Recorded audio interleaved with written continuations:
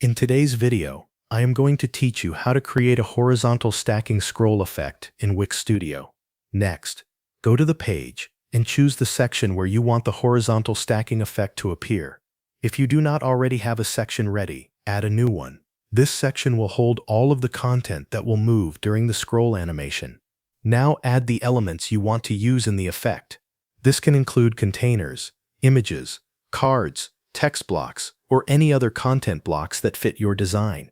After adding them, place the items side by side so they are arranged horizontally across the section. Make sure the layout is clean and evenly spaced, since this will affect how smooth the final animation looks. Once your content is in place, select the parent container or the full section that holds all of these elements. This is important because the interaction needs to be applied to the main group, not just to one individual item.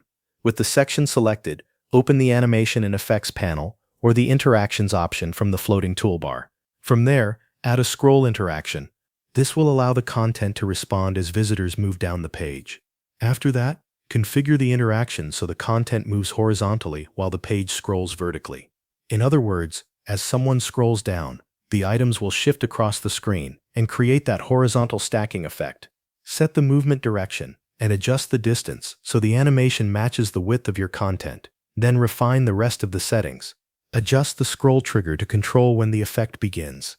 Set the speed so the movement feels smooth and natural. Choose easing and timing options that fit the style of your website. These settings will help you create a polished result instead of a motion that feels too fast or too abrupt. Once everything is set, preview the page and test the section by scrolling through it. Watch how the content moves and check that the horizontal stacking effect behaves the way you want. If needed, go back and fine-tune the trigger point, speed, or movement distance until the animation feels right. When you are satisfied with the result, click Publish to make the changes live on your website. Thanks for watching. That covers everything you need to know.